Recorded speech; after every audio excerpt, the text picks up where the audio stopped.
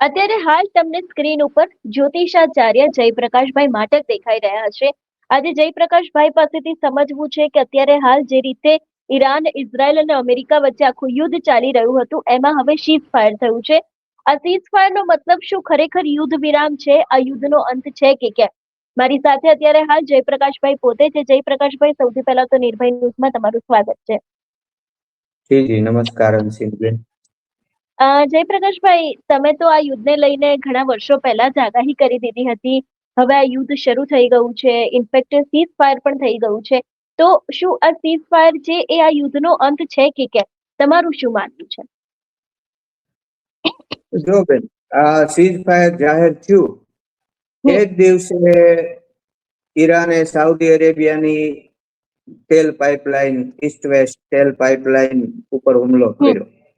બિલકુલ. અને સાઉદીની જે તેલ રિફાઇનરી છે બેજુલ, એના ઉપર પણ હુમલો થયો. અને કુવેતે પણ કહ્યું કે અમારી પાવર ગ્રીડ અને ઓઇલ ફિલ્ડ ઉપર ઈરાને હુમલો કર્યો છે અને અમે એના 28 ડ્રોન તોડી પાડ્યા. આ તે દિવસની જ વાત કરું છું, સીઝ ફાયર જાહેર થયું ત્યારની વાત કરું છું.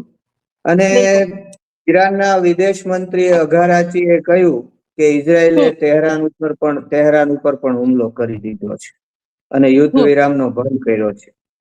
ઇઝરાયેલે એ જ દિવસે, સીઝ ફાયરના જ દિવસે, દક્ષિણ લેબેનોન ઉપર હુમલા કર્યા. એમાં સિરફા, સિડોના અને તાયર નામના શહેરો ઉપર હુમલા કર્યા. અને સિરફા અને તાયરને તો ખાલી કરાવવાનું અલ્ટિમેટમ આપ્યું કે ભાઈ તમે આ શહેરો ખાલી કરી દો. ઉપરાંત એમણે અલ અહમદિયા, સરાફંદ અને અલ શરકિયા ઉપર પણ હુમલા કર્યા અને હરોફ ઉપર પણ હુમલા કર્યા, લેબેનન ઉપર હુમલા કર્યા.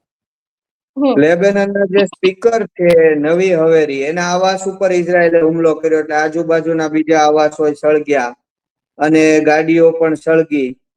અને ઈરાનના લવાન અને સીરી આઇલેન્ડ ઉપર યુએઈએ હુમલો કર્યો, ઈરાન ઉપર હુમલો કર્યો.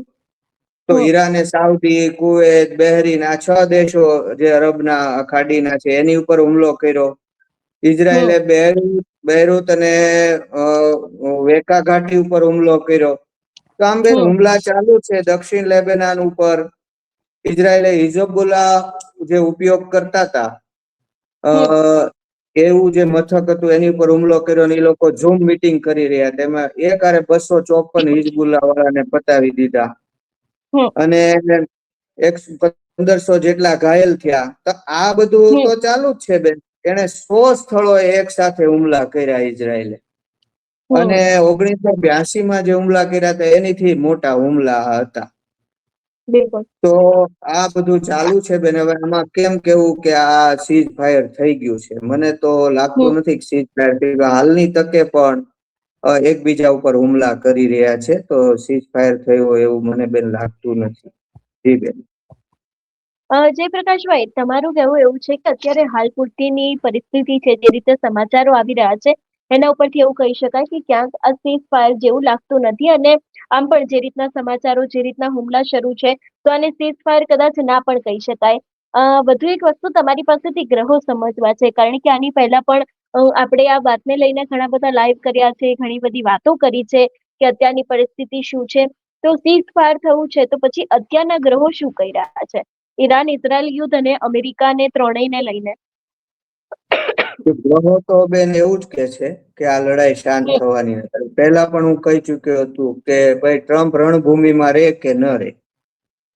લાગતું હતું ને કે ભાઈ ટ્રમ્પ એક્ઝિટ કરવા માંગે છે ને ત્યાં બહુ દબાણ છે, અમેરિકાની અંદર વિરોધ પક્ષનું દબાણ છે, બૌદ્ધિકોનું દબાણ છે. તો અને વિશ્વની ઇકોનોમી ડાઉન થવા માંડી એટલે આ બધા દબાણ નીચે ખર્ચા બહુ વધી ગયા એટલે ટ્રમ્પ કદાચ એક્ઝિટ કરે. પણ મેં ત્યારે કહી દીધેલું કે ભાઈ આ ટ્રમ્પ એક્ઝિટ કરે કે રે કે ન રે રણભૂમિમાં, પણ લડાઈ ચાલુ રહેવાની છે. ગ્રહો તો આમ જ બતાવી રહ્યા છે. એમાં શું છે બેન, એ એવું બધું બોલે છે ને અત્યારે આ બધા કે આપણને એમ થાય કે એકબીજા ઉપર વિશ્વાસ નથી અને જરાય ભરોસો હજી નથી. આ સમાધાન કઈ થાય એવું લાગતું નથી. આમાં પાકિસ્તાન છે ને એને તો અંધારામાં રાખ્યા છે. આ લેબનન નો મુદ્દો છે એ એને ઈરાનને બતાવ્યો જ નથી. એટલે અંધારામાં રાખ્યા ને મૂળ ટેબલ ઉપર એકવાર લાવી દઈએ તો પછી આગળ ઉપર વાત ચાલે. પણ આવા મહત્વના મુદ્દા જો અંધારામાં રાખે તો સીઝ ફાયર ક્યાંથી ટકે? હવે આ જેવું સીઝ ફાયર ની જાહેરાત થઈ એટલે વિધાનો એવા એકબીજા કરવા માંડ્યા કે આપણને એમ થાય કે આ હવે બાંધ્યા વિના નહીં રહે. અમીર હતામી છે, ઈરાનના અમીર હતામી, એને એમ કીધું કે ઈ દોર પૂરો થઈ ગયો જયારે બધા અમેરિકાની શરતો માનતા હતા. અમે અમારી શરતો ઉપર સીઝ ફાયર કર્યું છે અને અમે અમેરિકાને બે નકાબ કરી દીધું છે. જયારે આ પીટર હેડસેટ છે અમેરિકાના રક્ષા મંત્રી, એને હમણાં યુદ્ધનો હવાલો સોંપ્યો છે. એને કીધું કે ઈરાને તો સીઝ ફાયર માટે ભીખ માંગી હતી અમારી પાસે, અને હવે જો એ અમારી શરતો ન માને તો અંજામ બહુ બુરો આવશે. હવે આવું બધું બોલે છે. વ્હાઈટ હાઉસે એવું કીધું કે ઈરાનની અપીલ ઉપર સીઝ ફાયર થયું છે. જેડી વેન્સે એવું કીધું કે ભાઈ આ તો છે ને નાજુક સ્થિતિમાં છે સીઝ ફાયર. અને ટ્રમ્પે એમ કીધું કે જો ઈરાન ને કોઈ હથિયાર દેશે ને તો 50% ટેરિફ નાખી દઈશ. ત્યાં વળી પાછું ટેરિફ આવ્યું. પીટર હેગસેટે કીધું કે અમને અમારામાં હજી ક્ષમતા છે, ઈરાનને સાવ પંગુ બનાવી દેશું.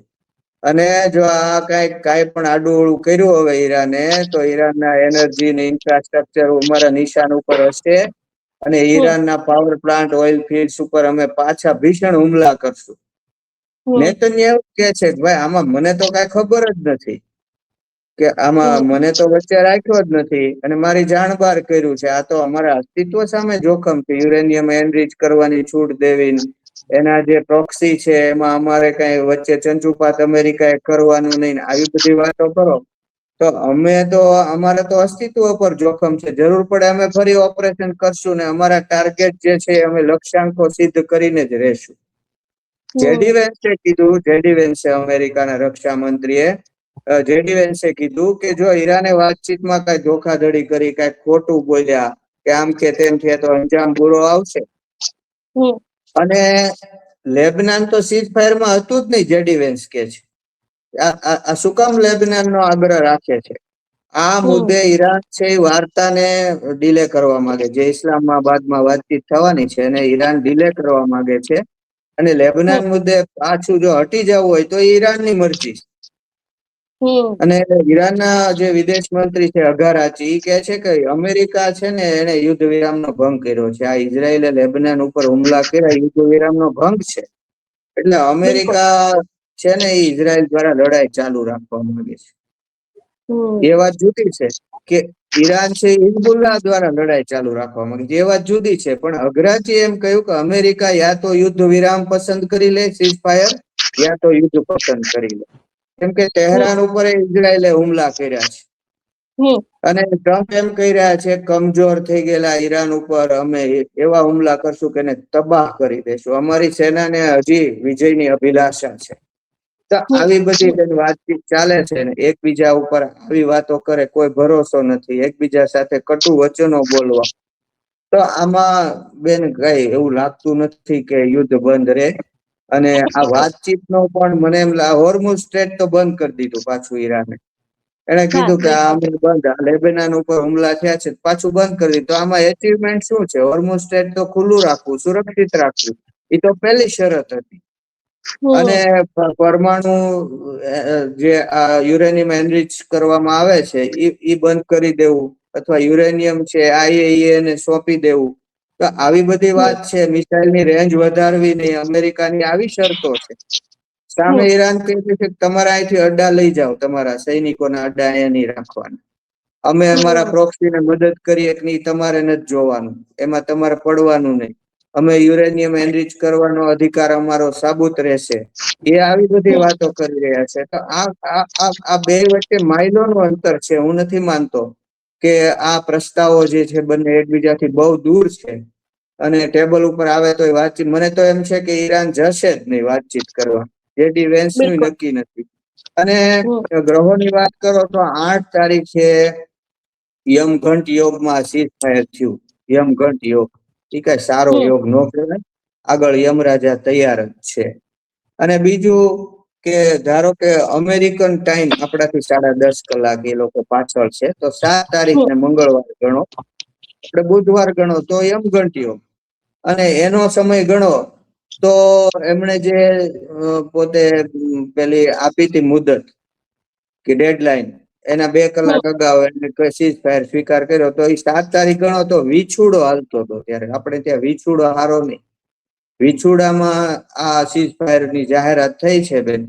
તો એ તો વીછીની જેમ ડંખીલા લોકો હોય, આમાં બધા ડંખીલા લોકો, ડંખ રાગદ્વેષ છોડી નહીં શકે. અને ગ્રહોની દ્રષ્ટિએ વાત કરું તો 12 તારીખે યુદ્ધના દેવતા મંગળનો ઉદય થાય છે.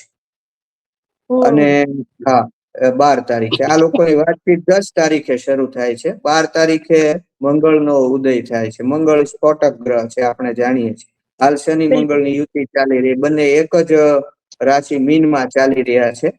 તો હોર્મુઝ સમુદ્રની અંદર મીન રાશિ જળમાં શનિ મંગળ સાથે હોવાથી હોર્મુઝ સમુદ્ર છે, ત્યાં મને એમ લાગે છે કે હજી લડાઈઓ એ મુદ્દે બહુ થવાની છે. રશિયાએ તો કહી દીધું કે ઈરાને પરમાણુ બોમ્બ બનાવી લીધો છે. આ બધું બેન પરમાણુ યુદ્ધ તરફ જઈ રહ્યું છે, મને એવું લાગે છે. કોણ એકબીજા ઉપર હજી પરમાણુ યુદ્ધની શક્યતા છે. એકવાર તો ટ્રમ્પે કહી દીધું કે ઈરાનને પાષાણ યુગમાં હું લઈ જઈશ, અને પાછી એ સભ્યતા ક્યારેય ઈરાનની જે સિવિલાઇઝેશન છે એ ક્યારેય ઊભી નહીં થઈ શકે. તો આવી ધમકી આપી હતી કે એને ખતમ કરી દઈશું, પણ એ વળી અટકી ગયું છે. પણ એમ કાયમ માટે અટકશે નહીં. આમાં ઈરાન ઉપર અણુબોમ્બ નો પ્રયોગ થઈ શકે છે. અને ઈરાને જો રશિયા કે છે અણુબોમ્બ બનાવી લીધો, એનું પરીક્ષણ કરી લીધું છે રશિયાએ કીધું, તો અમેરિકા ઉપર પણ ભવિષ્યમાં ઈરાન અથવા તેના કોઈ સાથી દેશ દ્વારા પરમાણુ બોમ્બનો ભય મને લાગે છે. 17 તારીખે શનિનો ઉદય થશે. આ શનિ ને મંગળ છે ને, એ અસ્તના હતા, એટલે હજી શનિ મંગળ યુતિ બહુ કામ નથી કરતી. પણ હવે 17 તારીખે શનિનો ઉદય ને 12 તારીખે મંગળનો ઉદય અને 20 તારીખે શનિ મંગળ યુતિ થશે બેન. એટલે 12 તારીખ થી જામવાનું છે, 17 તારીખે વધવાનું છે, 20 તારીખે તો ચરમસીમા ઉપર આવશે. અને આ આખો એપ્રિલ અને મે 11 સુધી આ યુદ્ધનો બેન કોઈ અંત આવવાનો નથી. મધ્ય પૂર્વમાં ક્યારેય શાંતિ થવાની નથી. એવા આ ગ્રહો જે છે એ મને લાગી રહ્યા છે બેન. જી જયપ્રકાશભાઈ, એક છેલ્લો સવાલ પૂછી લઉં. બધા લોકોના મનમાં આ સવાલ હોય છે ને, દર વખતે આપણે આ વિષયને લઈને વાત પણ કરતા હોઈએ છીએ. સીઝ ફાયર થયું છે, ભારત ઉપર શું અસર પડી શકે છે? ભારતના ગ્રહો શું કહી રહ્યા છે? ભારત વિશે હવે સમજવું છે. સાચી વાત છે. વિશ્વની ઇકોનોમી ચોક થઈ ગઈ, એ જ દબાણ આવ્યું અમેરિકા ઉપર. અમેરિકાના અડ્ડા તો તબાહ થઈ ગયા, અમેરિકાનો દબદબો ખતમ થઈ ગયો, અમેરિકા ઉપર તો ભારે અસર થઈ. રીજીમે ચેન્જ ન થયું, હજી મિસાઇલો છે એની પાસે, લોંગ રેન્જ ના છે, હજી એને કાઢ્યા નથી. આ ટ્રમ્પ જે નિષ્ફળ ગયા ને બેન, એમાં ટ્રમ્પ બહુ નિષ્ફળ નથી ગયા, પણ એનું જે બળબોલાપન, બહુ બોલવું કે હું આમ કરી નાખીશ ને 2 મિનિટમાં ખતમ કરી નાખીશ ને પાષાણ યુગમાં ધકેલી દઈશ ને પછી ન કરે તો શું લાગે કે આ નિષ્ફળ ગયા. એટલે બહુ બોલવું સારું નથી. એને જે કર્યું એ ઘણું કર્યું છે એમની દ્રષ્ટિએ. એમણે ઘણા મિસાઇલ લોન્ચરોનો નાશ કર્યો, નેવીનો નાશ કર્યો, એના હવાઈ દળનો નાશ કરી દીધો, એના ઉર્જા સેક્ટરો ઉપર હુમલા કર્યા, એના વીજળીના જે મથકો છે એનો નાશ કર્યો, ગેસ ફિલ્ડ સળગાવી દીધા. આ ઘણું કર્યું છે. પણ અમેરિકા નિષ્ફળ ગઈ, ટ્રમ્પ નિષ્ફળ ગયા એવું આખી હવા ઉભી થઈ ગઈ, કેમ કે એનું વાતોડિયા પણ. અને એના ઉપર એવી અસર થઈ છે અમેરિકા ઉપર ને ટ્રમ્પ ઉપર, એની ઉપર મહાભિયોગ આવે એમ છે. એટલે એને સફળતા બતાવવી જ પડશે, નહીતર મહાભિયોગ આવશે અને એની ખુરશી પણ મને એમ લાગે છે કે જોખમમાં છે આગળ ઉપર. એટલે એને કઈક એવું કરવું પડશે કે જે સિદ્ધ કરે કે તેઓ સફળ થયા છે.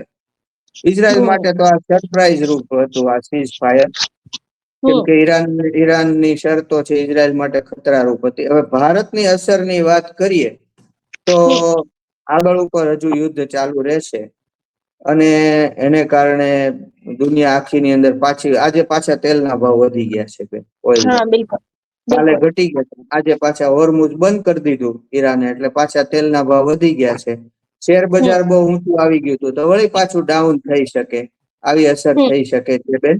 અને આ આગળ ઉપર આ સીઝ ફાયર તૂટી જશે એવું મને લાગે છે. લાંબી વાર્તા હોય ચાલે, પણ એમાં કઈ ફળ નીકળશે નહીં, મધ્ય પૂર્વમાં શાંતિ થશે નહીં. આ બધા રેડિકલ્સ છે, અને રેડિકલ્સ કબજો છે અત્યારે છે ને આ હિઝબુલ્લા ને હુતી ને ઈ કોઈના કાબુમાં નથી બેન. જેને અમેરિકા રેડિકલ્સ કે છે ને ઈરાન માટે ઈ દેશભક્તો છે. તો બિલકુલ. એનો ઈ કોઈના કાબુમાં આવે એમ નથી. આ સમસ્યા ઉકેલાય એમ નથી. તમે જુઓ સિરિયામાં ક્યારે શાંતિ થઈ, યમનમાં ક્યારે શાંતિ થઈ, ઈરાકમાં ક્યારે શાંતિ થઈ, પાકિસ્તાનમાં ક્યારે શાંતિ થઈ, બાંગ્લાદેશમાં શાંતિ દેખાતી નથી. તો આ સાઉદી અરેબિયામાં વર્ષોથી એનો ઇતિહાસ છે કે એકબીજા સાથે લડવું, આ તે શાંતિ થતી નથી બેન. આમાં શાંતિ થવાની નથી. ગ્રહો પણ એમ સૂચન કરે છે કે આ યુદ્ધ આગળ ચાલશે અને વિશ્વ ધીમે ધીમે અણુ યુદ્ધ તરફ જઈ રહ્યું છે. અને ભારતમાં જો કે ભારત છે એના વિશ્વના ઘણા દેશો સાથે સંબંધ છે. હમણાં અર્જેન્ટિના સાથે કરારો કરી લીધા છે. એટલે ભારતમાં આ જે ક્રાઇસિસ જે છે એનર્જીના, આ ગેસના અને તેલના ને એની ઓછામાં ઓછી અસર આપણા ઉપર થશે બેન. અને પાકિસ્તાન છે બદનામ થઈ જશે. આપણામાં શક્તિ ન હોય બે માણસને સમજાવવાની, અને બે આપણું કયું કરતા હોય ને તો જ સમાધાનમાં પડાય. હવે એનું કયું બે માંથી એકે કરતા નથી, અને તોય સમાધાનમાં પડ્યા ને એમાં એકબીજાને અંધારામાં રાખીને પોતે જશ લેવા માટે ટેબલ ઉપર લાવવા પ્રયત્નો કરે, અને અમેરિકાની સ્ક્રિપ્ટ વાંચે કે ચીનની સ્ક્રિપ્ટ વાંચે તો એ બદનામ થઈ જવાનું છે પાકિસ્તાન. અને કાલ સવારે એના તરફ પણ ઈરાન નારાજ થઈ જશે એવું મને લાગે છે બેન. અને આ છે ને બેન એ ચીને પ્રયત્ન કર્યો સમાધાનનો, કેમ કે સૌથી વધુ નુકસાન એને થાય છે. ઈરાનનું સૌથી બિલકુલ. વધુ તેલ ચીન લે છે, અને એની આધારે જ એનો વિકાસ ચાલુ છે ઇન્ડસ્ટ્રી વગેરેનો. એટલે ચીને કર્યું છે, ચીને પ્રયત્ન કર્યો, પણ અમેરિકા પણ એ સફળ થવા નહીં દે. એને ચીનને આ ઓઇલ ન મળે એ માટે જ એનો પ્રયાસ હતો. અમેરિકાનો મુખ્ય હેતુ એ હતો. અને ચીને આ પ્રયાસ કર્યો છે, પણ ચીનને આમાં સફળતા મળવાની નથી. અંતે લડાઈ ઝઘડા આ સિવાય કઈ છે નહીં બેન. મને એમ લાગે છે કે આ વર્ષમાં આગળ યુદ્ધો ચાલુ રહેશે. જી બેન. બિલકુલ જયપ્રકાશભાઈ, આપ અમારી સાથે જોડાય બદલ આપનો ખૂબ ખૂબ આભાર. જી નમસ્તે બેન, આભાર. એટલે આપણે આજે જ્યોતિષાચાર્ય જયપ્રકાશભાઈ માઠક છે એમની સાથે વાતચીત કરી. હજી કહેવામાં આવ્યું છે કે આ યુદ્ધ જે સીઝ ફાયર થયું છે યુદ્ધની વચ્ચે, એ કોઈ જ અંત નથી. હજી પણ આ યુદ્ધ વધારે ને વધારે વિકરાળ સ્વરૂપ લઈ શકે છે એવી શક્યતાઓ છે. ભારત ઉપર આની અસર બિલકુલ ઓછી થવાની છે એવી પણ વાત તેમના દ્વારા કરવામાં આવી છે. જોવાનું રહેશે કે હવે આગામી સમયમાં આ સમગ્ર મામલે કયા નવા ખુલાસા થાય છે અને કઈ નવી ઘટનાઓ સામે આવે છે. તમારો શું અભિપ્રાય છે આ સમગ્ર રિપોર્ટને લઈને અમને કમેન્ટ કરીને ચોક્કસથી જણાવજો. તેની સાથે અમારી ચેનલ નિર્ભય ન્યૂઝને લાઇક, શેર અને સબસ્ક્રાઇબ કરવાનું ભૂલશો નહીં. નમસ્કાર.